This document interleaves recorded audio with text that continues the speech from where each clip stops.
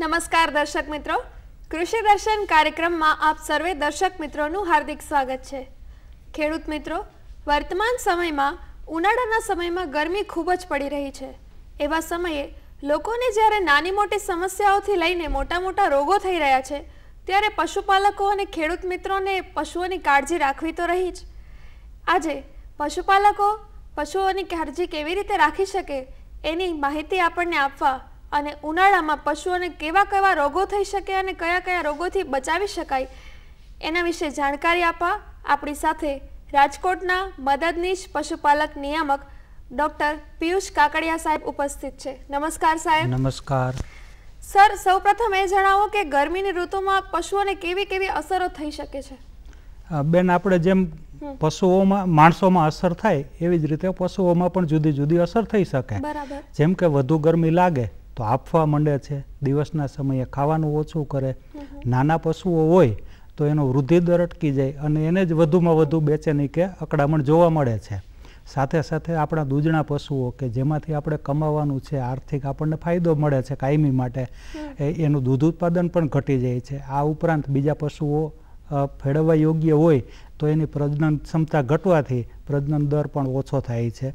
આ ઉપરાંત જુદા જુદા રોગો આ જ કારણે થઈ શકે છે, પરંતુ આવા સમયમાં પશુ રાત્રે ખાવાનું ચાલુ રાખે, દિવસના સમયે થોડું ઓછું ખાય અને દિવસ દરમિયાન જે પશુને પરસેવો વળતો હોય એને થોડોક વાંધો નથી આવતો, પણ જેને પરસેવો નથી વળતો એવા પશુઓ હાંફવા પણ માંડે છે અને એનું મજલનો ભાગ, જે નસકોરાનો ભાગ આપણે કહીએ છીએ, તે સુકાઈ ગયેલો પણ આપણને જોવા મળે છે। જ્યારે માણસો હોય તો ગરમીથી બચવા માટે મકાનમાં જતા રહે પોતાના, એવી રીતે પશુઓના પણ ઘણા બધા શેડ હોય છે, તો પશુઓના શેડમાં બનાવવામાં એવી કઈ કાળજી રાખવી જોઈએ જેથી એમને ગરમી ઓછી લાગે?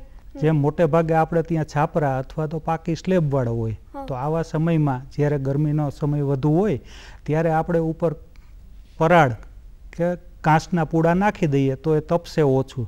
સાથે સાથે ઊંચાઈવાળો પણ હોવો જોઈએ જેથી હવા ઉજાસ પૂરતી રીતે થઈ શકે અને તપારો ઓછો લાગે।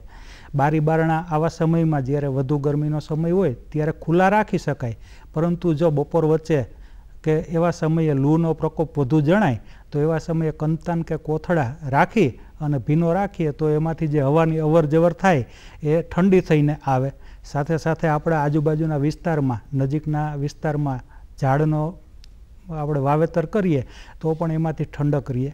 અમુક સમયે વધુ ગરમી હોય તો આપણે આજુબાજુના વિસ્તારમાં પાણી છાંટીએ તો પણ તેમાંથી પશુને ઠંડક મળી રહીએ। અને ખાસ કરીને જ્યારે આપણે ચરિયાણનું લઈ જવાના હોય ત્યારે બપોરના સમયે આપણે નજીક પહોંચી જવું જોઈએ કે જેથી પશુ છાંયડામાં બેસી શકે અને પોતાની રીતે બધી ક્રિયાઓ કરી શકે। અન્યથા જો તાપનો સમય હોય તો એવા સમયે ઘરની બહાર કે ઝાડના છાંયા સિવાયની જગ્યાએ રહીએ તો એને વધુ અકળામણ અનુભવવી પડે છે। બીજા કયા કયા પગલાં એવા ભરવા જોઈએ ઉનાળાના સમયમાં ખાસ કરીને?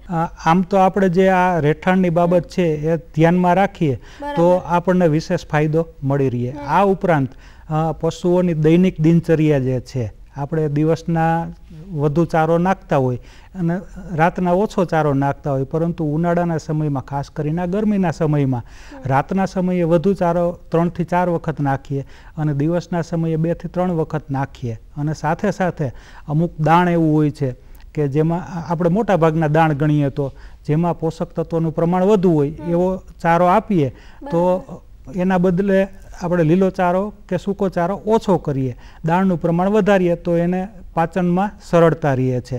આ ઉપરાંત 2.5-3% ફેટવાળો ખોરાક પણ આપવો જોઈએ, 20-22% પ્રોટીનવાળો ખોરાક આપવો જોઈએ જેથી તેનું દૂધ ઉત્પાદન જળવાઈ રહે, સાથે સાથે એની તંદુરસ્તી પણ જળવાઈ રહે। ખાસ કરીને દૂધાળા પશુઓમાં મિનરલ મિક્સચર એટલે કે નાના નાના ઘટક દ્રવ્યો જે છે એ ઉપરાંત વિટામિન એ એનું પ્રમાણ વધારે હોય એવો ખોરાક આપીએ તો પશુની તંદુરસ્તી જળવાઈ રહેશે અને ઉત્પાદન પણ જળવાઈ રહેશે। સાથે સાથે દિવસના સમયે જ્યારે ગરમી ઓછી હોય ત્યારે પશુઓને 2 થી 3 વખત નવડાવીએ તો પશુની દૂધ ઉત્પાદકતા એમને જળવાઈ રહેશે અને એની તંદુરસ્તી પણ સાથે સાથે જળવાઈ રહેશે।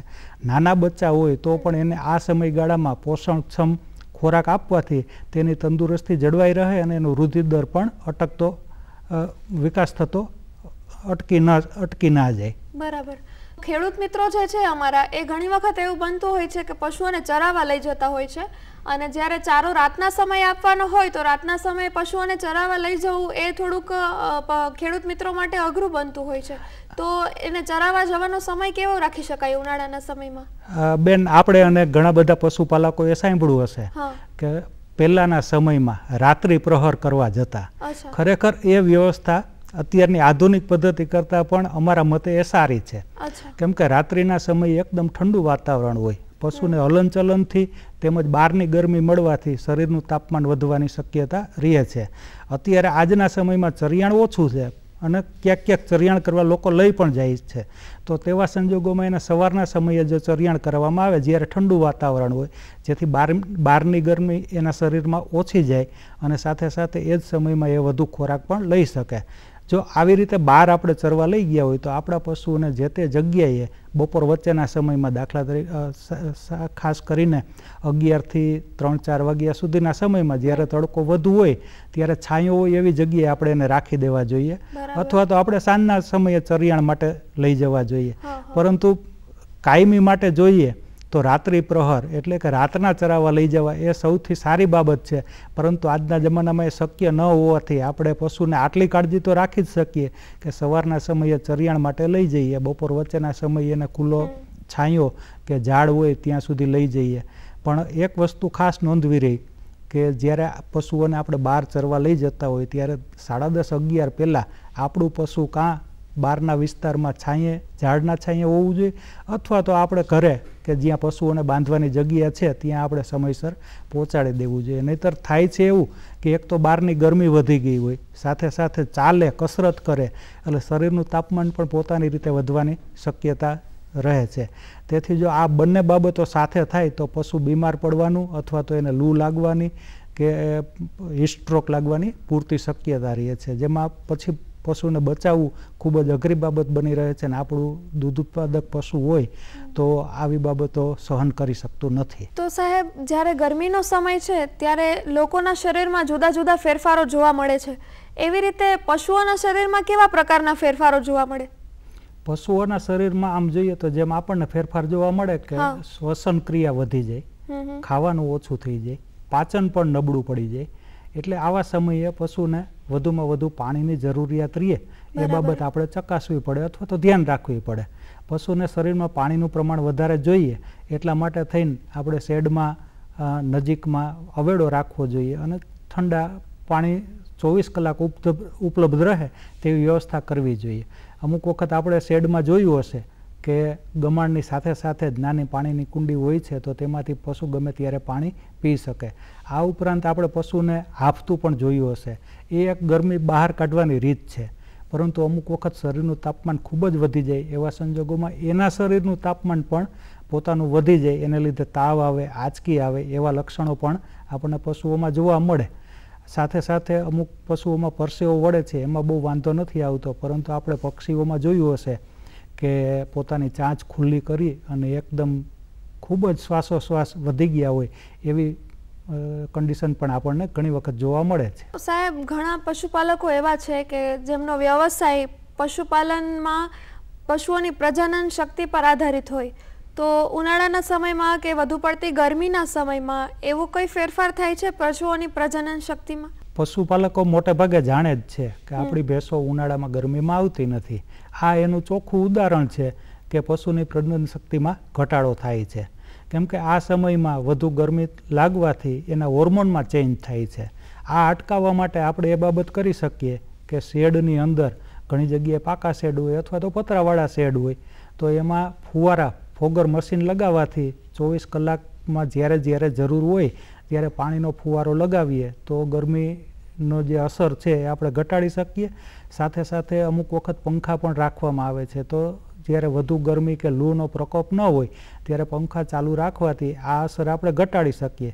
પણ પ્રજનન શક્તિ સાથે સાથે મિનરલ મિક્સચર એટલે કે જે જુદા જુદા તત્વો એના શરીરને મળી રહે એ બાબત પણ ધ્યાનમાં રાખવાની રહે. કેમ કે ગરમીના સમયમાં પાચન શક્તિ નબળી પડવાથી મિનરલ મિક્સચર અને જે દાણ છે એનું પ્રમાણ આપણે વધારીએ તો પ્રજનન શક્તિ પણ જળવાઈ રહે છે.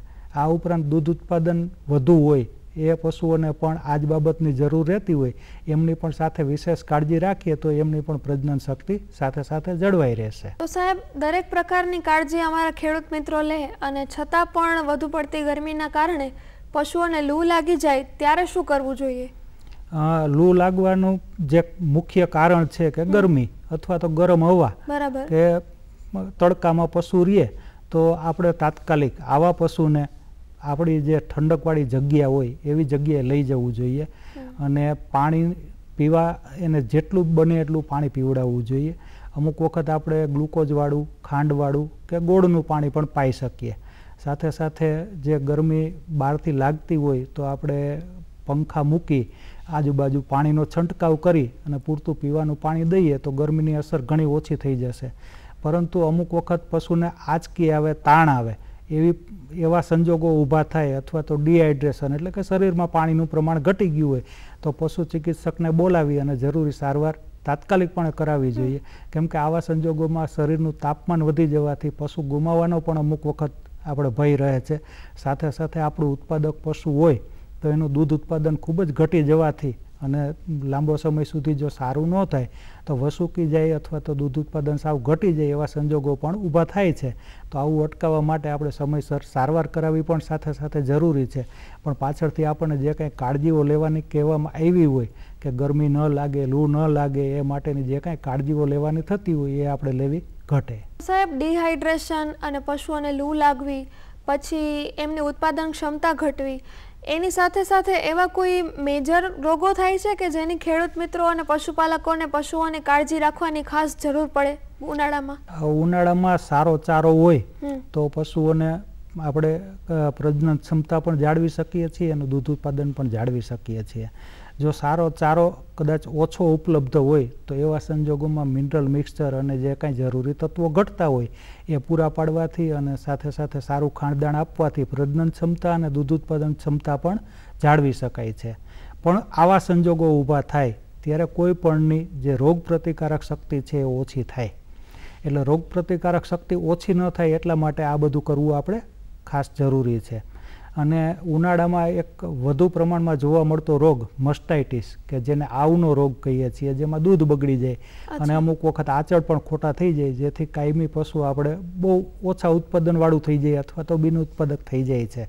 તો આવા સંજોગોમાં જ્યારે જ્યારે જરૂર પડે ત્યારે સારવાર કરાવવી એટલી જ જરૂરી છે. પરંતુ સાથે સાથે એ કાળજી પણ રાખવી કે જેથી રોગ પ્રતિકારક શક્તિ જળવાઈ રહે. ખાસ કરીને જે વેક્સિનેશનની બાબત છે એ આપણે બહુ જ ગરમીનો સમય હોય, હાલના સમયમાં આપણે જોઈએ છીએ કે 40 ડિગ્રી, 42 ડિગ્રી કે 45 ડિગ્રી સુધી પણ આપણા વિસ્તારમાં તાપમાન જોવા મળે છે. એવા સંજોગોમાં રસીકરણ કરાવવું હિતાવહ નથી. પરંતુ આવા સંજોગોની અગાઉ, મતલબ કે શિયાળો ઉતરવાનો હોય ત્યારે જે કાંઈ રસીકરણની જરૂર હોય માર્ચ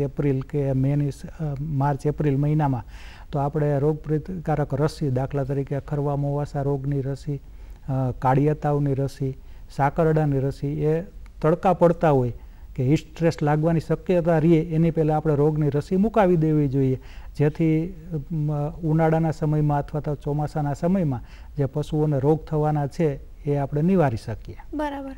તો ગરમીનો સમય હોય ત્યારે એવા કયા કયા પશુઓ છે કે જેની વધુ પડતી સંવેદનશીલ શરીર હોય કે વધુ પડતી સંવેદનશીલ ચામડી હોય કે જેનું પશુપાલકોને વધારે પડતું ધ્યાન રાખવું પડે?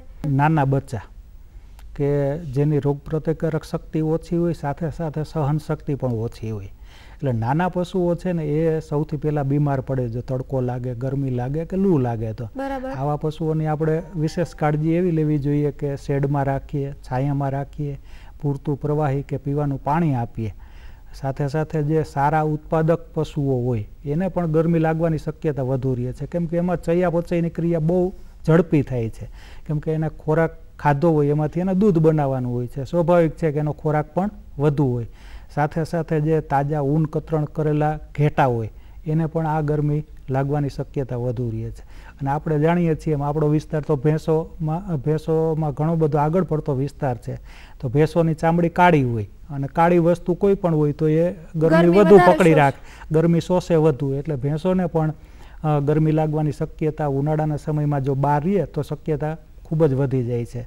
તો આવા પશુઓને આપણે છાયામાં રાખીએ, પૂરતું પીવાનું પાણી આપીએ, નવડાવીએ અને સાથે સાથે જે કંઈ બીજી કાળજીઓ આપણે ખોરાકની કીધી, મિનરલ મિક્સચર આપવાનું છે કે યોગ્ય પ્રમાણમાં દાણ આપવાનું છે, કાળજી રાખીએ અને સાચવીએ. ઉનાળામાં જો અમારા પશુપાલકો છે એમને એક સ્થળેથી બીજા સ્થળે સ્થળાંતર કરવાનું હોય ત્યારે પશુઓને પણ પોતાની સાથે લઈ જવા પડે. એવા સમયે પશુઓની કોઈ ખાસ કાળજી રાખવાની આવશ્યકતા છે? જો ચાલીને લઈ જવાના હોય તો આપણે જેમ વાત કરી ચરિયાણ માટે કે સવારના સમયે અથવા સાંજના સમયે ચલાવવા જોઈએ, જેથી પશુની શરીરમાં જે ચાલવાથી ગરમી ઉત્પન્ન થાય છે એ ઓછી થાય. અને જો થાય તો એ બહારનું વાતાવરણ ઠંડુ હોય એટલે એટલી બધી ગરમી બહુ એના શરીરમાં ઉત્પન્ન થશે નહીં, અથવા તો થાય તો એ વાતાવરણમાં જતી રહેશે. અને બહારનું વાતાવરણ આપણે પણ બેન જ્યારે ચાલવાનું હોય ત્યારે આવા તડકામાં ચાલવું આપણને પણ અઘરું લાગે છે, પશુને પણ અઘરું લાગશે. પરંતુ એ અબોલ છે તો આપણે ધ્યાન રાખવું પડશે કે બપોરના સમયે કે જ્યારે તડકાનો સમય વધુ હોય ત્યારે આપણે ઓછામાં ઓછું ચલાવીએ. સવારના સાંજના સમયે આપણે ચલાવી શકીએ. આ સિવાય જ્યારે વાહનમાં ચડાવવાના હોય, વાહનથી એક સ્થળેથી બીજા સ્થળે દૂરના સ્થળે લઈ જવાના હોય ત્યારે પણ સવાર કે સાંજના સમયે જ એને મુસાફરી કરાવવી જોઈએ. અને બપોરના સમયે એને વાહનમાંથી ઉતારી છાંયો, ખોરાક અને પાણી એ 3 વસ્તુ પૂરતા પ્રમાણમાં મળી રહે એનું આપણે ધ્યાન રાખીશું તો પરિવહનમાં પણ પશુઓને બહુ અગવડતા રહેશે નહીં, કે જે નવી જગ્યાએ જઈ અને એને વાતાવરણમાં અનુકૂળ થવું છે ત્યાં સ્ટ્રેસ સાથે જશે નહીં, જેથી એની તંદુરસ્તી અને ઉત્પાદકતા પણ જળવાઈ રહે. પશુઓનું પરિવહન કરીએ ત્યારે ઘાસચારો જે આપણે વાત કરી એવી રીતે પશુઓને ખવડાવવાનું હોય તો પશુઓને એવું કઈ એવી વસ્તુ હોય છે કે જે પરિવહન સમયે ન ખવડાવવી જોઈએ અથવા એવું કોઈ કે જે ખાસ ખવડાવવું જોઈએ જેથી ગરમી ન લાગે પશુઓને? લીલો ચારો સારું રહેશે, પરંતુ આપણે સાથે સાથે ખાણદાણ પણ આપી શકાય. બને ત્યાં સુધી સૂકો ચારો આપણે આપીશું નહીં, જેથી પાચનમાં એને સારું રહે અને સાથે સાથે એના શરીરમાં જે પાણીનું પ્રમાણ છે એ લીલા ચારાને લીધે જળવાઈ રહે. અમુક વખત આપણે જો વધુ પડતું ખવડાવીશું તો પશુ એવા સમયે વાગોળવાનું ઓછું રાખે છે, તો આફરો ચડવાની શક્યતા રહે, જેથી આપણે ધાન્ય વર્ગ કે જે ઘઉં, બાજરી, મકાઈ કે એનું ભૂસું કે ચોખાનું કુરમું એવી બધી વસ્તુ ન આપીએ, જેથી એને ગેસની તકલીફ થાય નહીં. ત્યારે વાત કરી એ દરેક પશુઓને લાગુ પડે છે કે ઘેટા હોય, ગાય હોય, બકરી હોય કે ભેંસ હોય કે બધાને અલગ અલગ ખવડાવવાની શૈલી હોય છે? જો જે પશુઓ વાગોળે છે એના માટે તમામ માટે આ જ બાબત લાગુ પડશે. અને મોટા ભાગના પશુઓ જે આપણે ટ્રાન્સપોર્ટેશન કરવાના, પરિવહન કરવાના હોય છે, ગાય, ભેંસ, ઘેટા, બકરા એ બધા જ વાગોળ કરતા પશુઓ છે, એટલે એના માટે આ બાબત બધા જ માટે લાગુ પડશે, ખવડાવવાની બાબત છે એ. પરંતુ ફક્ત એક બાદ રહેશે એક હોર્સ, ઘોડા. તો ઘોડા વર્ગના પ્રાણીઓ એ વાગોળતા નથી, તેથી એને આપણે આ ધાન્ય વર્ગ આપી શકીશું. બાકી ચારો તો આપણે બને ત્યાં સુધી તમામ પશુઓને, તમામ વર્ગના પશુઓને લીલો ચારો આપવો જ સારું રહેશે. ઉનાળાના સમયમાં જ્યારે આપણે આટલી બધી કાળજી રાખીએ છીએ છતાં પણ કોઈ પશુમાં એવો રોગ આવી જાય અને ખેડૂત મિત્રો કે પશુપાલકોને ખ્યાલ પડે તો તાત્કાલિક પગલાં શું લેવા જોઈએ? જે એને પ્રતિકૂળ વાતાવરણ છે એમાંથી આપણે એના સાનુકૂળ વાતાવરણમાં લઈ જવું. પશુ તડકામાં છે તો એને છાયામાં લઈ જવું, અથવા તો જો તરત જ શક્ય ન હોય તો એને ઉપર પાણી નાખીએ, કંતાન કે કોથળા રાખી અને ભીનું રાખીએ. સાથે સાથે જો પશુ આપણા શેડમાં જ હોય, એના રહેઠાણમાં જ હોય તો આજુબાજુમાં પાણીનો છંટકાવ કરીએ અને હવાની અવર જવર પૂરતી રહે એ માટે જરૂરી તમામ કાળજીઓ રાખવી જોઈએ. સાથે સાથે એના શરીરનું પાણીનું પ્રમાણ ઘટે નહીં એટલા માટે પીવાનું પાણી પૂરતા પ્રમાણમાં આપવું જોઈએ, કેમ કે આવા સમયે પશુને શ્વાસ વધુ પડે છે, તેથી પાણી પીવા વધુ કરે છે. તો જેટલું બને એટલું પાણી એને પીવડાવવું જોઈએ. અને આપણે અગાઉ વાત કરી એમ ગ્લુકોઝવાળું પાણી, સાકરનું પાણી કે ગોળનું પાણી પણ સારી રીતે પાઈ શકાય.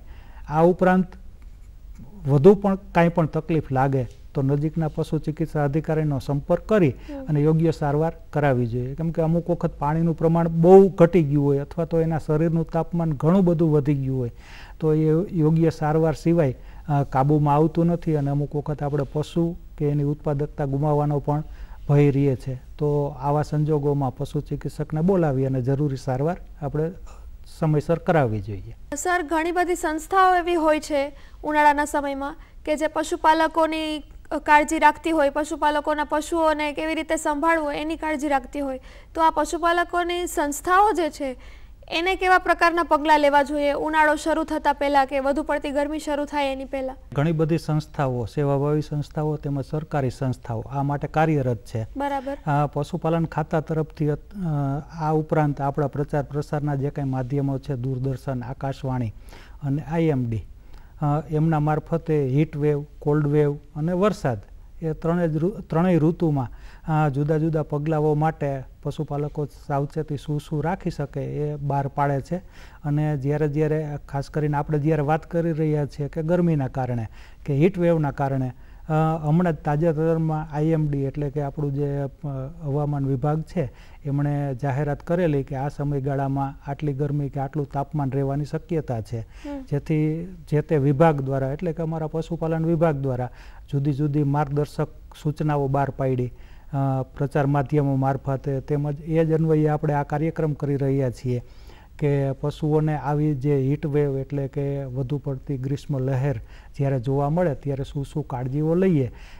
તો પશુપાલકોને આ તકે વિનંતી છે કે આવા પ્રચાર માધ્યમો છાપામાં કે આપણે TV, દૂરદર્શન કે રેડિયોથી જ્યારે આપણને આવી જાણકારી મળે ત્યારે આપણા પશુઓને આપણે સલામત કઈ રીતે રાખી શકીએ એ તમામ બાબતો આપણે વાંચી, સમજી, સાંભળી અને એનો અમલ કરવો જોઈએ. આ ઉપરાંત જે સેવાભાવી સંસ્થાઓ છે એ આવા સમયમાં અમુક વખત અમે જોયું છે કે કચ્છથી જે માલધારીઓ અથવા તો બીજા વિસ્તારમાંથી એને ત્યાં વરસાદ ઓછો હોય ત્યારે આપણા વિસ્તારમાં આવે છે, તો એવા સમયે એને શક્ય હોય ત્યાં સુધી ચારાની વ્યવસ્થા પણ કરી આપે છે અને જો એને રહેઠાણની સગવડતા હોય તો એ પણ પૂરું પાડે છે.